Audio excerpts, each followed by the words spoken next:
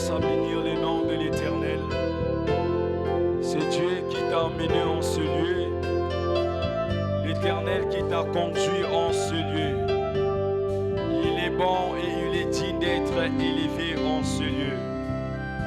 Il s'appelle Alpha.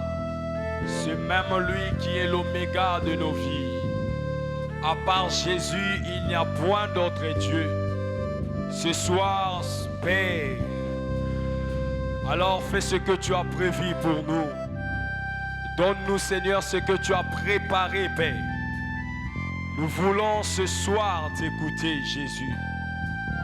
Nous voulons ce soir, ô Père, recevoir ce que Dieu de gloire, tu as prévu pour nous.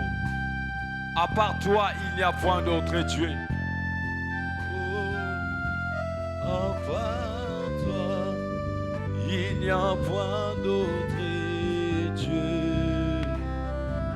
Oh, Alpha et l'Oméga. À part toi, il n'y a point d'autre Dieu. Tu es Alpha, Yahweh l'Oméga. Oh, à part toi, il n'y a point d'autre Dieu. Alpha et l'Oméga. Oh, à part toi, il n'y a point.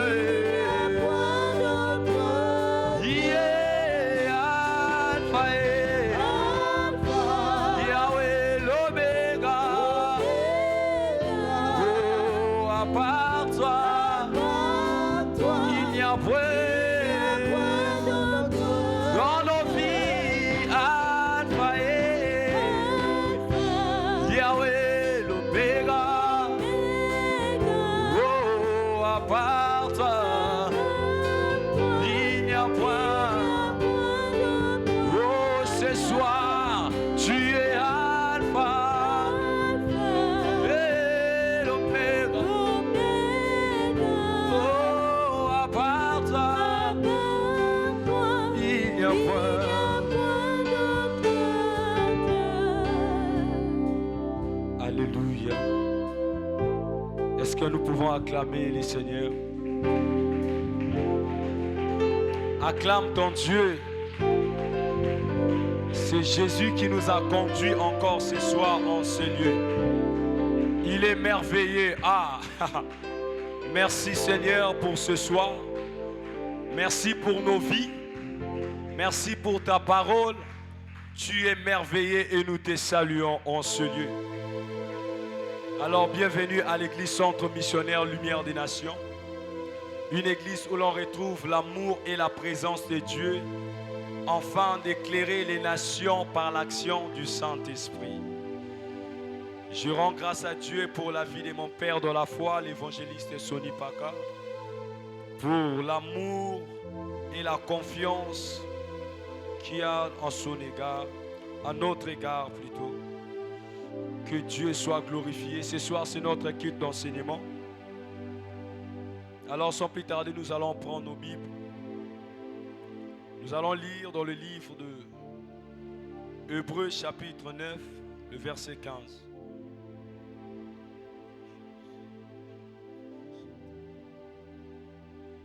Hébreux chapitre 9, le verset 15, il est écrit: et c'est pour cela qu'il est le médiateur d'une nouvelle alliance, afin que la mort étant intervenue pour les rachats des transgressions commises sous la première alliance, ceux qui ont été appelés reçoivent l'héritage éternel qui a leur été promis.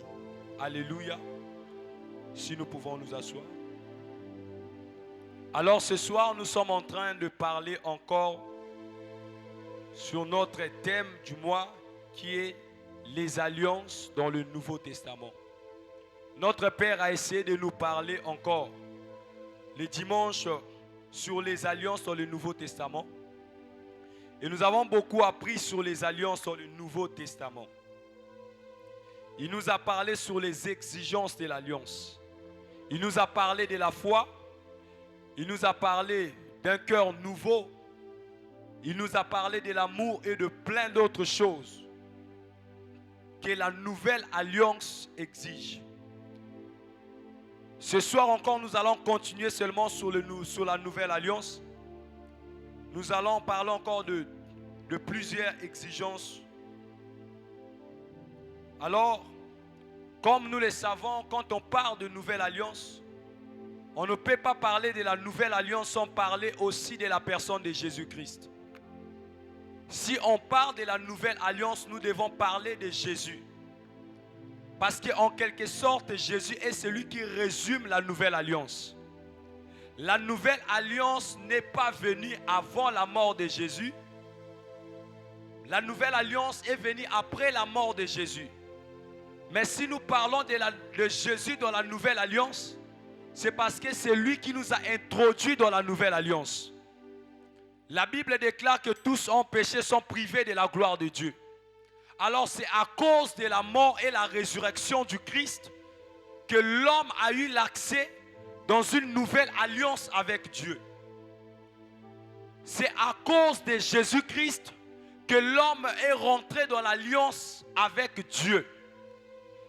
Quand on nous a parlé de l'alliance ancienne, tout le monde ne pouvait pas rentrer dans l'alliance avec Dieu. Dieu choisissait un homme pour établir son alliance. Dieu choisissait quelqu'un digne pour faire son alliance avec lui. Et le permettre, et à travers cet homme, tous les autres allaient suivre. Mais dans la nouvelle alliance, Dieu n'a eu pas besoin de choisir qu'une seule personne.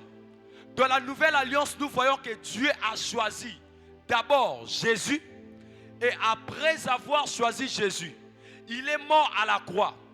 Il est ressuscité. La mort et la résurrection du Christ nous a permis tous d'entrer dans l'alliance avec Dieu. Amen. Alors notre premier point nous allons prendre ce soir, le sacrifice de Jésus-Christ qui est le fondement dans la nouvelle alliance. Le sacrifice de Jésus-Christ en quelque sorte, c'est notre fondement dans la nouvelle alliance.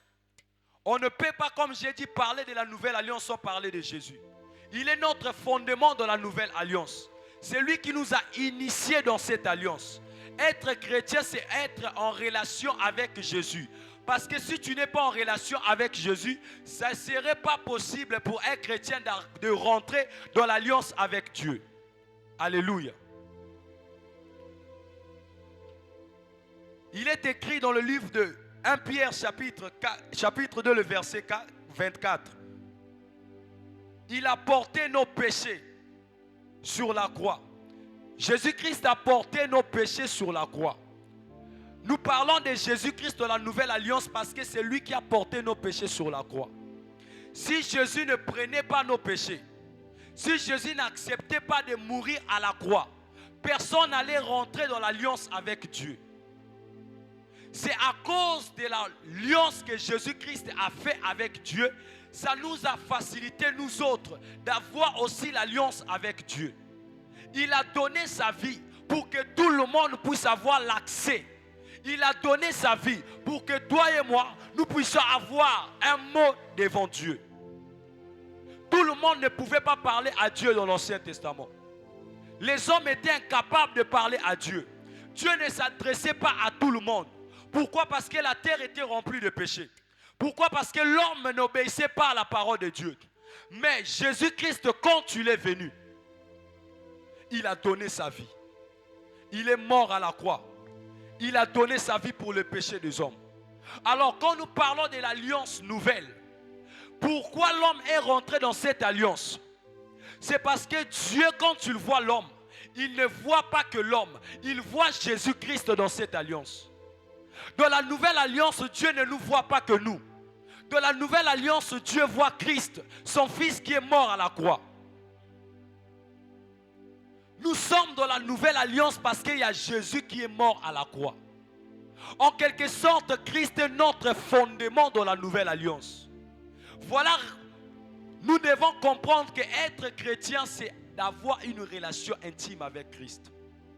Tu ne peux pas dire que je suis chrétien, je prie, je viens à l'église, je prêche, je sers Dieu, et que tu n'as pas une relation intime avec Dieu. Voilà pourquoi nous voyons même plusieurs personnes qui viennent à l'église, qui prient, malgré qu'ils prient, leurs prières ne sont pas exaucées. En quelque sorte, ces personnes n'ont pas une alliance, n'ont pas une relation intime avec Christ, qui fait à ce que Dieu ne puisse pas répondre à leurs prières. Oui, il y a d'autres personnes, leurs prières ne peuvent pas être exaucées parce qu'ils n'ont pas l'alliance. Ils ne sont pas dans l'alliance. Ils n'ont pas une relation intime avec Christ. Ce soir, nous allons revoir encore nos vies. Nous allons encore voir, est-ce que je suis dans l'alliance? Il y a des signes qui prouvent que d'autres personnes n'ont pas une relation avec Christ. Parce que quand on est rentré dans la nouvelle alliance, tout le monde doit avoir relation avec Christ. Ne cherchez pas Dieu le Père, cherchons Christ. Parce que c'est Christ, la Bible nous parle que dans la nouvelle alliance, Christ est celui qui nous conduit vers le Père. Nul ne peut venir au Père sans passer par Christ. Dans la nouvelle alliance, si tu veux aller loin, si tu veux progresser, si tu veux avancer, atteindre un niveau spirituel, tu dois être en communion avec Christ. Chose qui manque beaucoup de chrétiens. Nous venons prier, on vient, on prie chaque jour. Mais nous remarquons dans une même église des personnes qui prient. Tu pries aujourd'hui, tu viens prier demain. Le lendemain, c'est encore toi qui viendras prier. Mais le fait que tu pries, ta vie n'évolue toujours pas. Pourquoi? Parce que tu n'as pas d'abord une relation avec Christ. Tu n'as pas une relation solide avec Christ. Ce qui fait que tes prières soient toujours nulles et sans effet. Quand tu pries, tu sens que les choses ne marchent pas. Quand tu pries, tu sens que les choses ne bougent pas. Quand tu pries, tu sens que rien ne change. Est-ce que tu as une relation intime avec Dieu? C'est cette relation avec Christ qui nous protège de la nouvelle alliance. Celui qui n'a pas de relation intime avec Christ aura du mal à percer dans la nouvelle alliance. Parce que dans la nouvelle alliance, Dieu ne voit pas les hommes. Dieu voit Christ, son fils qui est mort à la croix. Ce soir, quelqu'un doit encore revoir sa vie. Est-ce que je suis dans l'alliance? Est-ce que j'ai une relation intime avec Christ? Cela va te permettre de percer dans la nouvelle alliance. Avoir une relation intime avec Christ, ça permet aux chrétiens d'accéder, de monter avec Dieu. Comment fait-il que tu veux avoir une relation avec Dieu le Père sans passer par Christ? Dans ce monde, il y a des gens qui prient Dieu le Père qui ne prient pas Jésus. D'ailleurs là, il y a des gens qui disent moi je crois seulement à Dieu, mais je ne crois pas à Christ. Mais nous devons savoir que c'est impossible pour ces personnes de monter. C'est impossible pour ces personnes même d'obtenir le royaume de Dieu parce qu'ils ne croient pas à celui qui est mort à la croix. Jésus-Christ est celui notre chemin. Dans la nouvelle alliance, on n'a pas deux chemins. Dans la nouvelle alliance, l'homme ne crie pas derrière un pasteur. L'homme ne court pas derrière un bishop pour avoir le salut. On crie tous à Christ. Christ ait pitié de moi. Christ ait pitié de moi. C'est ça la nouvelle alliance. Ça ne sert à rien de courir derrière les hommes. Ça ne sert à rien de vouloir faire quoi que ce soit. C'est Christ qui est notre référence. Tu veux aller loin dans la nouvelle alliance. Tu veux percer dans la nouvelle alliance. Revois ta relation avec Christ. Il y a des gens qui prient à l'église, qui disent que je suis chrétien, je marche avec Dieu, je viens à l'église, je donne les offrandes, je fais ceci, je fais cela. Mais quand tu le vois bien, ces personnes n'ont pas une relation avec Dieu. Raison pour laquelle, quand il y a des tempêtes, ces personnes sont faciles à abandonner la foi. Le dimanche, on nous a parlé de la foi comme l'exigence de la nouvelle alliance. Mais beaucoup de gens perdent la foi. Pourquoi? Parce qu'ils n'ont pas une relation avec Dieu. Si tu n'as pas une relation intime avec Christ, c'est facile pour toi de perdre ta foi. C'est facile pour toi d'abandonner. C'est facile pour toi de dire non, je ne peux plus. Parce que ta relation avec Christ n'est pas tellement solide. Alléluia. Nous devons comprendre que le sacrifice du Christ est le pivot de la nouvelle alliance. Christ nous a rendus libres. Mais la liberté que Christ nous a donnée dans cette nouvelle alliance, ce n'est pas pour vivre dans tout nous est permis. La nouvelle alliance est venue nous rendre libres. Mais la liberté que Christ nous a donnée, ce n'est pas pour se livrer à tout.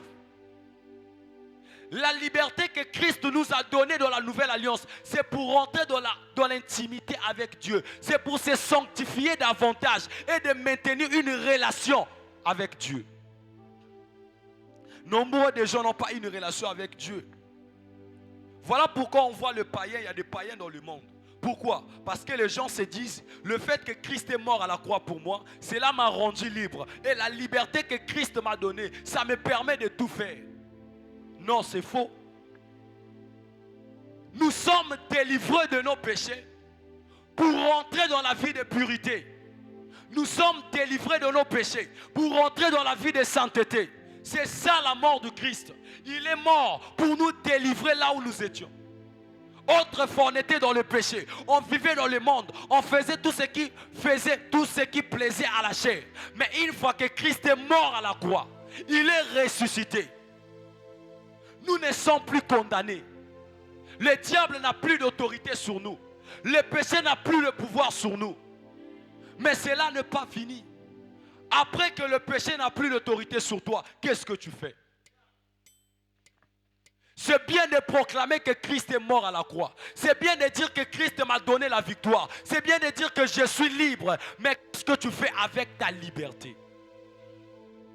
Parce qu'après que Dieu t'a donné la liberté, il attend quelque chose de toi. Qu'est-ce que Dieu attend? C'est que tu rentres dans l'impureté. La vie que tu as menée, ça ne faisait pas plaisir à Dieu. Ça ne plaisait pas à Dieu. Ce n'était pas conforme à la parole de Dieu. La vie que tu as menée n'était pas digne d'un enfant de Dieu. Alors que Christ t'a sauvé, c'est pour t'emmener dans une vie que tu mérites. Tu ne peux pas dire que j'irai au ciel si tu ne respectes pas le principe donné. Tout sur terre a un prix. Le fait que nous sommes dans une nouvelle alliance, ce n'est pas veut dire que nous aurons tout gratuitement. Le fait que Christ est mort à la croix, il y a des gens qui proclament, oh, Christ est en moi, l'espérance de la gloire. Christ nous a tout donné. Christ nous a tout donné. Oui, bien-aimé, Christ nous a tout donné. Mais il y a des sacrifices qu'on doit faire. Raison pour laquelle, avant que tu viennes à l'église, il a fallu que tu marches de chez toi pour venir ici. Si Christ nous avait tout donné, on allait disparaître de chez nous pour paraître à l'église. Amen. Mais on a marché pour venir ici. On s'est sacrifié pour être là, dans la maison de Dieu.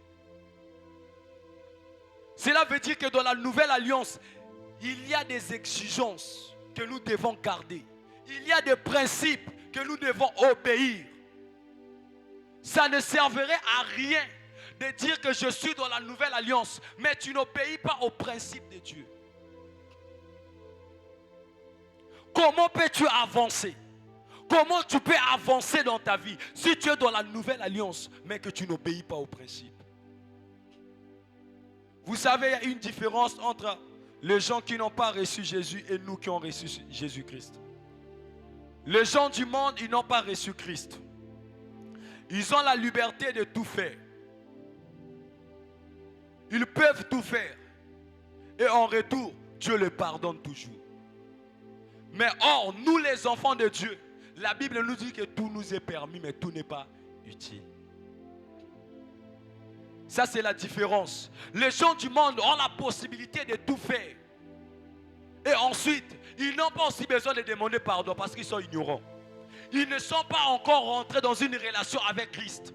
Mais nous avons une relation avec Christ. Voilà pourquoi il y a des fondements, il y a des principes qui sont devant nous que nous devons observer et obéir. Alléluia. la mort de Jésus à la croix. Christ est mort à la croix pour nous. Et la mort du Christ nous a permis d'entrer dans la nouvelle alliance. Une fois que nous sommes dans la nouvelle alliance, nous devrons maintenant observer les principes. Nous devrons obéir aux principes. Alléluia. Notre deuxième point que nous allons prendre, la sanctification par l'Esprit et la marche en vérité. La sanctification par l'Esprit. Romains chapitre 12, le verset 2. Qui peut nous lire? Romains chapitre 12, le verset 2. Celui qui a la page peut lire.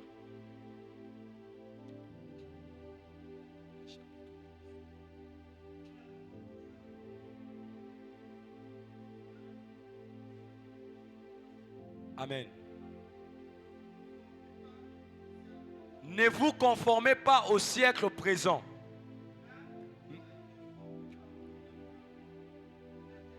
Mais soyez transformés par le renouvellement de l'intelligence.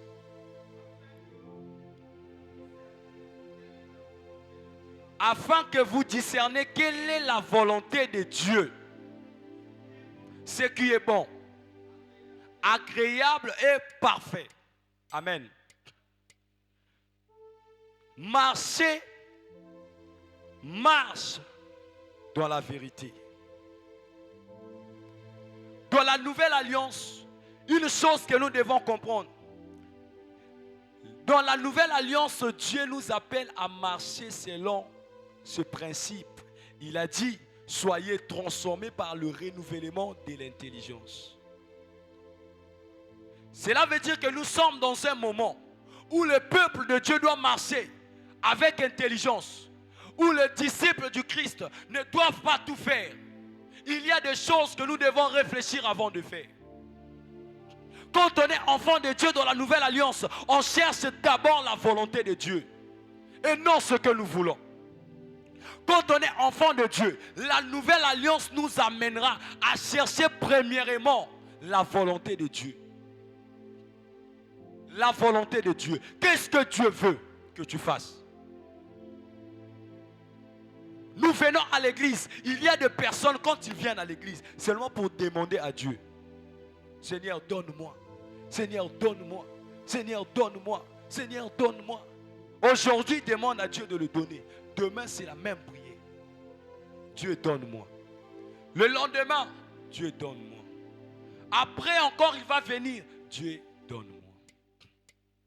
Mais dans la nouvelle alliance, nous devrons comprendre une chose. Ce n'est pas le fait de demander à Dieu qui nous amènera loin.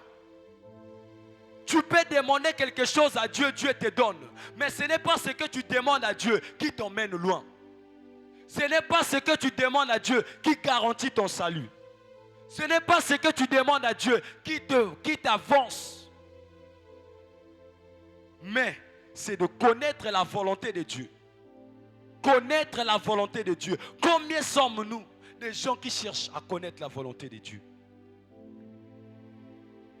Le but d'écouter les enseignements, le but de méditer la parole, c'est pour connaître la volonté de Dieu. Ce n'est pas pour seulement s'élever et dire tout arme forgée contre nous sera nulle et sans effet. Ce sont des versets qu'on médite beaucoup. Le verset de combat. Parce qu'on aime trop combattre, on est chaud pour le combat.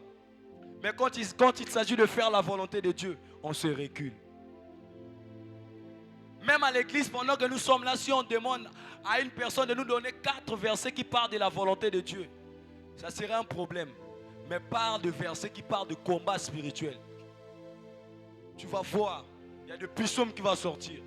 Mais faire la volonté de Dieu, nous sommes incapables. Comment nous voulons évoluer avec Dieu? Comment nous voulons percer avec Dieu si nous sommes incapables de connaître la volonté de Dieu? Tu ne peux pas marcher avec Dieu si tu ne connais pas ce que Dieu attend de toi. Tu ne peux pas marcher avec Dieu, aller loin avec Dieu si tu ne sais pas ce que Dieu attend de toi. C'est impossible. Tu dois chercher à connaître la volonté de Dieu. Être enfant de Dieu, c'est tout ça. Notre vie sur terre, aussi longtemps que nous sommes sur terre, nous devrons chercher à connaître c'est quoi la volonté de Dieu pour nous. Voilà pourquoi nombre de gens, leurs prières ne sont pas exaucées. Pourquoi? Parce que dans leurs prières, ils sont forts à demander. Et non à dire à Dieu, fais-moi vivre ta volonté. Fais-moi voir ta volonté. Pendant que toi tu viens prier, tu dis à Dieu, donne-moi, donne-moi. Peut-être il y a une volonté de Dieu qui était là. Ce n'est pas dans le donne-moi. Peut-être Dieu t'attendait quelque part. Dieu voulait te donner une autre chose. Mais parce que tu ne veux pas connaître la volonté de Dieu, tu passes à côté. Tu pries, tu n'es pas exaucé. Le lendemain, tu viens, tu pries, tu n'es pas exaucé. Est-ce que ta prière est dans la volonté de Dieu? La Bible dit que le cœur de l'homme médite beaucoup de choses. Mais ce sont les décès de l'Éternel qui s'accomplissent. Donc être un enfant de Dieu, c'est de chercher c'est quoi la volonté de Dieu pour moi. Tu peux méditer les choses. Tu peux être dans les besoins, tu pries Dieu. C'est bien beau.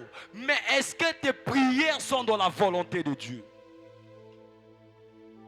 Est-ce que ce sont les prières là que Dieu a besoin d'écouter? Après ces moments, nous devons apprendre à chercher la volonté de Dieu. Ne prions pas comme on a l'habitude de prier. Tu commences, Seigneur, je te dis merci, sanctifie-moi, le pardon, chasser les démons. Non. Dieu veut que nous puissions chercher à connaître sa volonté. Dieu veut que nous puissions connaître sa volonté. Galates chapitre 5, le verset 16. Galates chapitre 5, le verset 16, la Bible déclare: marchez selon l'esprit, et vous n'accomplirez pas les désirs de la chair. Amen. Marchez selon l'esprit, et vous n'accomplirez pas les désirs de la chair. Pour connaître la volonté de Dieu, tu dois être un homme, une femme qui marche selon l'esprit. Ce n'est pas en restant à la maison, en participant au culte, que tu connaîtras la volonté de Dieu. Parce que Christ est mort à la croix pour nous permettre de le connaître. Avant la mort du Christ, qui connaissait Christ? C'est après qu'il est mort et ressuscité, les hommes apprennent à le connaître. Donc nous devrions marcher selon l'esprit. Et je le disais bien, marcher selon l'esprit, c'est marcher selon la parole de Dieu. Amen. Marcher selon l'esprit, c'est marcher selon la parole de Dieu. Souvent, c'est quand les gens entendent ce mot, je marche selon l'esprit, je marche selon l'esprit, ça sonne un peu. Et puis on se demande c'est quoi marcher selon l'esprit. Marcher selon l'esprit, c'est marcher selon la parole. Qu'est-ce que la parole me dit? Qu'est-ce que Dieu me dit par sa parole? Qu'est-ce que je dois obéir? Qu'est-ce que je dois faire pour plaire à Dieu? Pour rester à Dieu? Pour rester fidèle à Dieu? La nouvelle alliance nous demande aussi de marcher selon l'esprit. Quand tu ne marches pas selon l'esprit, bien-aimé, tu te livres au danger. Tu ne peux pas être chrétien et puis tu ne marches pas selon l'esprit, c'est impossible. Si tu viens à l'église, tu pries, mais tu ne marches pas selon l'esprit, sache que tu es vide. Tu es vide. Le diable a la facilité de t'attaquer. Le diable a la capacité de te vaincre. Le diable a la capacité de te faire perdre la foi. Pourquoi? Parce que tu ne connais pas la parole. Jésus devant le diable, pendant que le diable parlait, il disait, il est écrit. Christ aussi lui répondait, il est aussi écrit. Et toi qui ne veux pas marcher selon l'esprit, tu ne veux pas prier, tu ne veux pas méditer la parole, venir écouter les enseignements, tu ne veux pas. Devant les attaques qu'est-ce que tu diras? Devant le diable, qu'est-ce que tu feras? C'est pendant que le diable nous dit il est écrit qu'on doit aussi le dire. Il est aussi écrit. Mais toi là, il est aussi écrit, tu ne sais pas. Qu'est-ce que tu diras au diable? Va-t-on loin de moi? Non, le diable ne comprend pas ça. Le diable ne comprend pas va-t-on. Je vais va-t-on là au nom de qui? Va-t-on. Sors, sors. Je vais sortir au nom de qui? Qui es-tu pour me dire de sortir? C'est ça. C'est le niveau là que Dieu nous attend. Or que quand tu connais la parole, quand tu marches selon l'esprit, tu as la parole de Dieu en toi. Quand tu te lèves devant le diable, c'est pour le dire, je te chasse au nom de Jésus. Parce que tu sais qu'il y a dans quelque part dans la Bible où Jésus a dit, vous chasserez les démons en mon nom. Mais toi, tu ne sais pas. Quand tu vas te lever devant un démon, va-t'en, je te chasse. Je te chasse. Quelle est la parole qui t'accompagne? Quelle est la parole qui accompagne ce que tu dis? Alléluia. Nous devrions se battre à marcher selon l'esprit. Jean chapitre 8, le verset 32. La Bible déclare, vous connaîtrez la vérité et la vérité vous affranchira. Amen. Vous connaîtrez la vérité et la vérité vous affranchira. En quelque sorte, connaître la vérité nous rend capables de combattre nos ennemis. Celui qui connaît la vérité, on ne peut pas le mettre à gauche quand il doit être à droite. Celui qui connaît la vérité, il ne peut pas rester à la maison quand il sait qu'aujourd'hui c'est le jour du culte. Je connais la vérité. Parce que quand je viens au culte, je sais ce que je viens faire. Je connais mon alliance avec Dieu. Je ne viens pas à l'église pour les gens. Mais quand je viens à l'église, je sais ce que je viens faire. Toi, tu ne connais pas la vérité. Tu ne connais pas la vérité. Venir à l'église, ça sera un problème. Connaître la vérité, c'est connaître la parole de Dieu. Quelqu'un qui connaît la parole de Dieu, c'est quelqu'un qui est libre. Quand tu connais la parole de Dieu, tu te rends libre. Parce que tu sais ce que je dois faire et ce que je ne dois pas faire. C'est ça dans l'alliance dans le Nouveau Testament. C'est ça la nouvelle alliance.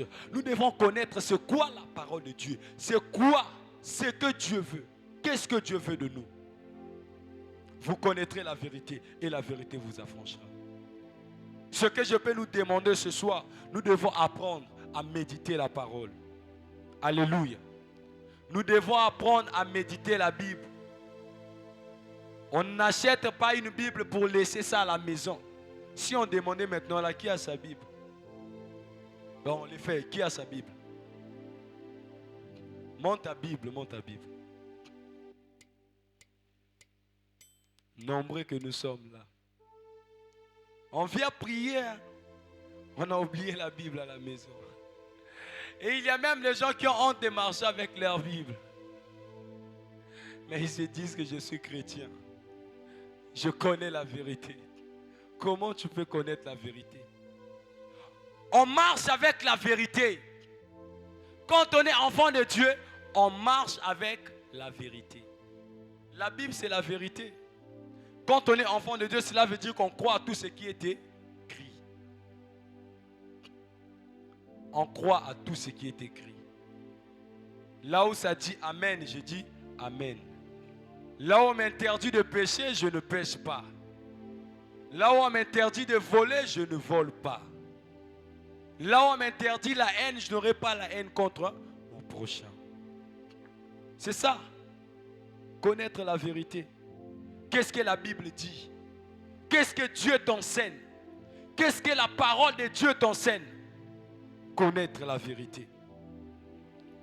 Nous devons retenir la vie chrétienne sous la nouvelle alliance.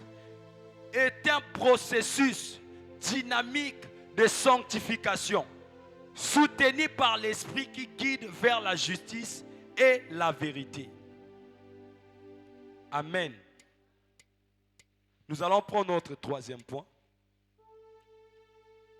Notre troisième point de ce soir, c'est la persévérance dans l'œuvre de Dieu. Répète avec moi la persévérance dans l'œuvre de Dieu. Amen.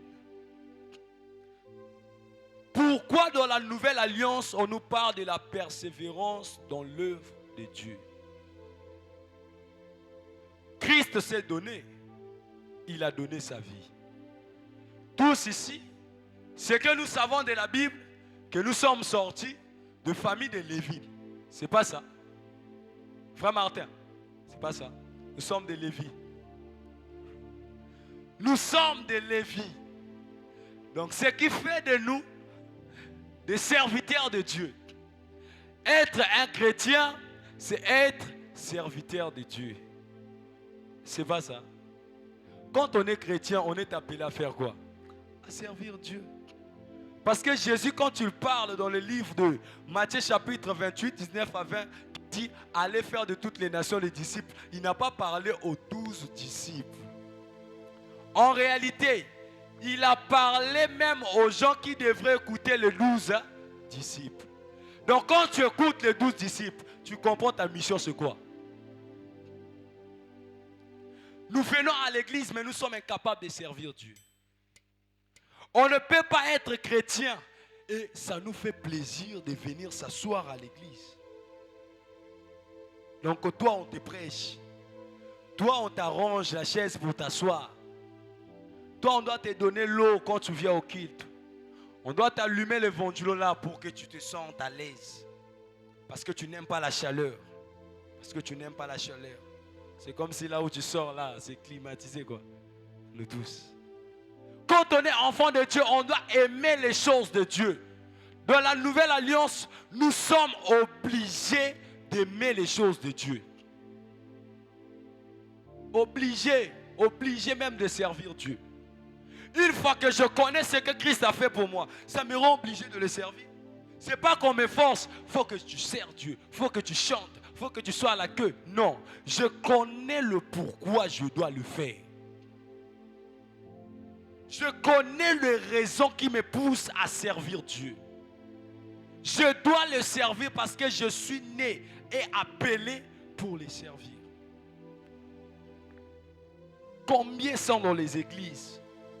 On vient dans une église, comme on est là au culte. Où sont les protocoles? Pendant un culte. Où sont les chantres? Pendant un culte. Où sont les intercesseurs? Pour d'autres personnes, servir Dieu, c'est venir un dimanche. Tu es là, tu viens en veste, robe. C'est un dimanche, je dois être propre, je dois servir Dieu. Parce que c'est le jour où Dieu s'est reposé. Dieu se repose. Parce que c'est un dimanche, tu trouves le jour pour servir Dieu. Mais quand c'est dans la semaine, où êtes-vous? Il y a même des chrétiens qui prient que le dimanche. Qui prient que le dimanche. Moi, si ce n'est pas un dimanche, pourquoi je veux venir à l'église? Pourquoi je dois aller prier? J'ai des boulots à faire, je dois aller au boulot. Tu donnes à Dieu qu'un dimanche. Mais c'est Dieu qui se bat chaque jour de nous réveiller. Si Dieu te disait que toi aussi, je dois te retirer le souffle, seulement le dimanche que je veux commencer à te donner parce que c'est le dimanche que tu me donnes les offrandes. Qu'est-ce qu'on allait faire? Non! Je vous retire le souffle parce que vous ne venez pas. Dans la semaine, vous venez que le dimanche. Donc, chaque dimanche à 4 heures, je vous réactive. Comme ça, vous pouvez venir. Quand on est enfant de Dieu, on doit voir l'amour dans les choses de Dieu. On doit aimer les choses de Dieu. Ce qui prouve que nous aimons Dieu. Parce que tu ne peux pas dire que tu aimes Dieu si tu n'aimes pas de le servir. Si tu n'aimes pas les servir, tu n'aimes pas ce que tu vois. Qu'est-ce que tu vois? Il n'y a pas les intercesseurs de la salle. Il n'y a pas les protocoles. Mais il y a des gens qui ne font rien ici. Ils sont là. Ça ne leur dérange pas. De venir toi-même, tu te conduis jusqu'à ce que tu veux venir t'asseoir dans la maison de Dieu. Ça ne dérange pas les gens. De venir, tu vois qu'il y a 2, 3 chantres qui chantent. Tu as une belle voix que tu peux chanter. Pour toi, non. Ce n'est pas mon truc. Moi, c'est autre chose. Dieu ne m'a pas appelé dans ça. Dieu t'a appelé encore. Dieu t'a appelé à faire quoi? Gagner les âmes. Nous sommes incapables d'aller gagner les âmes. Incapables de parler de Dieu. Après chaque 4 semaines après, ici à l'église, on organise toujours des moments d'aller évangéliser. Après 4 semaines. Mais combien sont ces personnes qui viennent prier pour aller évangéliser? Pour nous servir Dieu, c'est à l'église. Venir à l'église, tu montes à la chaire, tu es au protocole, c'est ça pour nous servir Dieu. Mais les brebis qui sont dehors, qui va aller le prendre pour les emmener dans la maison de Dieu? Ce n'est pas Dieu. Dieu nous a équipés pour aller le prendre et les emmener. Dieu t'a donné la force. Il t'a donné son esprit. Il t'a donné son intelligence. Il t'a donné sa parole qui est capable de convaincre le païen pour les emmener à Christ. Utilise ce que Dieu t'a donné pour gagner les âmes. Nous devrons utiliser ce que Dieu nous a donné pour gagner les âmes. Alléluia. Sinon, c'est malheureux. La persévérance. Pourquoi on parle de la persévérance ce soir?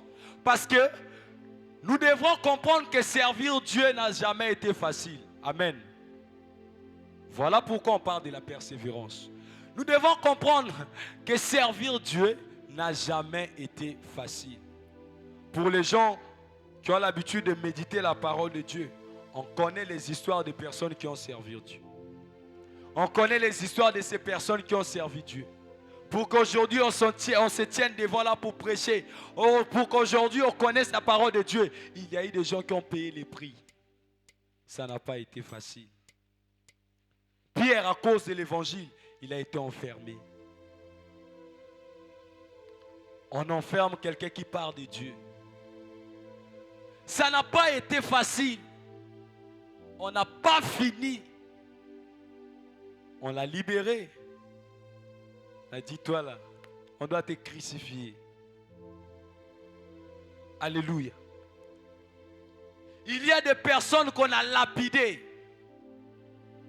Quelqu'un qui parle de Dieu, mais les hommes sont capables de le lapider. Alléluia. Servir Dieu demande la persévérance, mes frères. Si tu ne persévères pas dans le service, tu vas abandonner. Parce que servir Dieu, c'est d'être capable de supporter les insultes, les jugements des hommes. Les hommes vont te juger. On va te dire les choses qui vont te blesser. Il y a des autres qui vont te décourager. Il y a des gens qui vont te dire depuis que tu sers Dieu, qu'est-ce qui a changé dans ta vie? Est-ce que tu évolues ou tu es toujours ce que tu étais? Tu as payé la voiture. Tu as construit une maison depuis que tu sers Dieu. Peut-être pour Dieu, ce n'est pas encore le moment pour les frères de construire. Peut-être pour Dieu, ce n'est pas encore le moment pour que la sœur puisse se marier. Mais parce que les hommes ne sont pas dans le plan de Dieu, ils vont te pousser. Ils vont te critiquer. Ton Dieu là ne fait rien pour toi. Ton Dieu là ne fait rien pour toi. Est-ce que tu ne peux pas l'abandonner? Tu ne peux pas abandonner ce Dieu. Il faut le laisser, il ne te donne rien. Servir Dieu, c'est être capable de supporter la moquerie des autres. Quand on est serviteur de Dieu, on est capable de supporter tout ce que les autres disent. Parce que personne ne voudra jamais que tu avances. Les gens ne vont pas vouloir que tu puisses prospérer. Ça ne leur ferait pas plaisir de te voir aller de l'avant. Ça ne leur ferait pas plaisir de te voir monter. Aller loin avec Dieu. Ils seront toujours là pour te critiquer. Ils seront toujours là pour te dire ce que tu fais. Ce n'est pas ce que tu devrais faire. Ce que tu fais là, ce n'est pas ça. Tu chantes. Quelqu'un qui ne chante pas, qui te dit, tu ne sais pas chanter, tu trouves ça comment? Amen. Quelqu'un qui chante pour Dieu et une personne de la foule qui n'a jamais chanté dans sa vie, qui vient voir le frère ou la sœur, frère, vraiment, ce que tu fais là, c'est pas ça. Tu chantes pas bien. Tu expliques ça comment? Est-ce que tu connais son domaine plus que lui? Si on te laissait à sa place, tu allais mieux faire. Toi, tu ne sais pas, lui au moins. Donc nous voyons que servir Dieu, on n'aura pas toujours les gens qui vont nous encourager. Il faut avancer. Ce que tu fais là, tu pourras encore mieux faire. Non, on aura les gens qui vont nous piétiner. Qui vont te dire, toi là, tu ne mérites pas. Toi, si tu me lèves pour mes projets, qu'est-ce que tu vas me dire? Moi là, je fais 15 ans dans la foi. Toi, tu viens de naître. Tu as même l'âge que mon fils. C'est ça, ça. C'est ça. On va te dire, tu n'as rien à m'apprendre, petit. Assieds-toi. Calme-toi, petit. Tu n'as rien dans le ventre. Tu vas tout dire ici et puis tu n'auras plus rien à nous dire. Ce sont des gens qui vont nous persécuter. Ce sont des personnes qui vont nous persécuter. Mais Dieu nous demande d'être fidèles. Dieu nous demande de ne pas abandonner. Dieu nous demande d'être loyal. Les hommes fidèles n'abandonnent jamais. Les chrétiens fidèles n'abandonnent jamais. Si tu es fidèle, tu connais pourquoi tu es fidèle à Dieu. Si tu viens prier, tu connais pourquoi tu viens prier. Si tu sers Dieu, tu connais pourquoi tu sers Dieu. Ce n'est pas les hommes qui t'ont appelé pour servir Dieu. Ce n'est pas les hommes qui ont donné leur vie à la croix pour toi. C'est Jésus. Alors, aussi longtemps que Dieu ne te juge pas, détourne-toi de ces personnes qui te jugent. N'écoute pas les personnes qui te jugent. Dieu connaît son plan pour toi. Dieu connaît son plan pour toi. Ce que tu fais, tout le monde ne va pas aimer. Ce que tu donnes, tout le monde ne va pas apprécier. Mais aussi longtemps que Dieu ne t'a pas dit, ce que tu fais là, ce n'est pas ça. Persévère. Je voulais encourager quelqu'un qui sert Dieu. N'abandonne pas. N'abandonne pas, toi qui as commencé. N'abandonne pas. Ce n'est pas maintenant que tu dois abandonner. Christ n'est pas encore revenu, ce n'est pas maintenant. Apôtre Paul a dit, j'ai combattu un bon combat. Soyons des personnes qui vont combattre un bon combat. Ne laisse pas ton poste si tu n'as pas formé quelqu'un. Tu veux quitter. Bon, on m'a trop injurié, on m'a trop insulté, je ne veux plus servir Dieu, je quitte. Est-ce que tu avais formé quelqu'un avant de quitter? Parce que tu ne sais pas. Quand tu laisses ton poste vide. Et Dieu commence à chercher quelqu'un lui-même pour te remplacer. C'est la malédiction que tu attires dans ta vie. Tu attires une malédiction. Parce que tu auras besoin de quelqu'un qui va chanter. Toi, tu as abandonné ton poste. On m'a trop frustré. Je ne peux plus. J'abandonne. Qui fera à ta place ce que tu faisais? Dieu va se demander, mais ici, là, qui va encore chanter pour moi? Ce n'est pas parce que Dieu est incapable de remplacer les gens, mais parce que Dieu t'avait choisi, il savait le pourquoi il t'avait choisi. Ce n'est pas que Dieu est incapable, non. Il va mettre quelqu'un à ta place. Mais il regrette, parce que toi, tu n'as pas compris son plan pour toi. La Bible déclare que Dieu ne laissera jamais, ne permettra jamais à notre égard les tentations au niveau, au-delà de notre force. Donc quand on sert Dieu, on te critique, c'est le niveau là. C'est pour toi. On te critique, toi là tu ne peux rien faire de bon. Dieu sait que tu peux lutter contre ça. Quand on te chasse, ce que tu fais là, c'est pas mal. Ne viens plus, tu ne vas plus servir Dieu. Va dans la foule. Reste pour toi là, on va te remplacer, on va chercher quelqu'un qui fait mieux que toi. Et puis toi, tu quittes l'église. l'église là, il n'y a pas l'amour. On n'aime pas les gens là-bas. Il n'y a pas l'amour. C'est Mélène. On dit une église où l'on retrouve l'amour, mais il n'y a pas l'amour. Un jour, j'ai dit à quelqu'un, en fait, le fait de dire que dans une église, il n'y a pas l'amour, ce n'est pas un problème. Mais toi qui nous dis qu'il n'y a pas l'amour, sûrement toi, tu as l'amour. Tu sais aimer les gens. Pourquoi pas rester dans cette église où il n'y a pas l'amour et nous apprendre à aimer les autres? Les hommes ne comprennent pas ça. Tu vis dans une église, il n'y a pas l'amour. Il n'y a pas l'amour, je quitte l'église. Oh. Est-ce que tu ne sais pas que tu étais peut-être l'instrument que Dieu allait utiliser pour transformer cette église? Voilà pourquoi la Bible dit, n'abandonnez pas vos assemblées. Chacun de nous ici a une mission. Bien-aimés, ne vous fatiguez pas quand tu verras dans une église quelqu'un qui ne t'aime pas. Ne vous fatiguez pas quand vous verrez dans une église les gens qui vous haïssent. En fait, vous êtes les outils de transformation pour ces personnes. C'est par vous que ces personnes vont apprendre plusieurs choses. Quelqu'un qui ne t'aime pas, en fait, en réalité, Dieu t'a envoyé à côté de cette personne pour que tu l'apprennes, c'est quoi? L'amour. C'est simple. Toi, tu es frustré. C'est Mélène. Il n'y a pas l'amour. Ne le voyez pas comme ça. Ils n'aiment pas les gens. Si tu vas là-bas, toi qui as l'amour, pourquoi pas nous apporter l'amour? Pourquoi pas nous apprendre à aimer? Tout le monde ne sait pas aimer. Tout le monde n'a pas la capacité d'aimer. Quand toi tu dis qu'il n'y a pas l'amour à Saint-Mélène, c'est que tu prends du pasteur jusqu'au plus petit. Est-ce que c'est faux? Parce que tu as parlé de Saint-Mélène. Tu as parlé de tout le monde. Sans oublier que dans cette même église, il y a au moins des personnes qui ont un peu d'amour. Et de personnes qui ne connaissent pas c'est quoi l'amour. Ce n'est pas toujours le pasteur qui va transformer des gens. Ça ne sera pas toujours au pasteur de nous recadrer. Il y a des hommes ici à l'église qui sont appelés à encadrer les autres, à remettre certaines personnes au droit chemin. Oui. Il y a des personnes, le frère là, le frère là c'est un ombrière. Il aime trop, il est trop chaud. Non. Dieu t'a envoyé ce frère qui est chaud parce que Dieu sait que tu es froid. Alors être froid ne te permet pas d'aller gagner les âmes. On doit te chercher quelqu'un qui va te motiver pour que tu deviennes chaud, être capable d'aller gagner les âmes. Il y a des gens qui ont honte d'aller gagner les âmes. Ils ont honte de parler de Dieu. Mais tu viens dans une église où tu vois les frères qui sont chauds là, qui sont toujours à côté de toi. Eh mais mon frère, frère,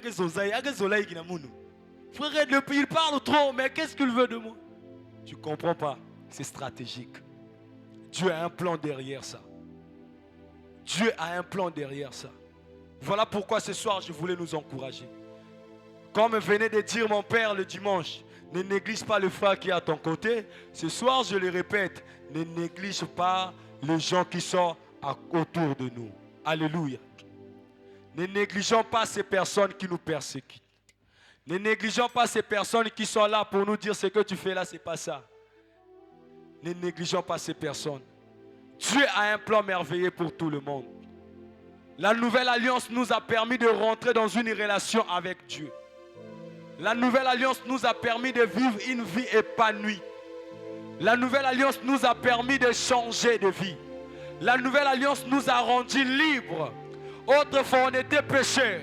Autrefois, on était dans le monde. Personne ne pouvait nous regarder. Personne ne pouvait nous regarder, bien-aimés. Christ t'a rendu visible. Christ t'a donné l'opportunité de te montrer aux hommes. Christ t'a donné l'opportunité de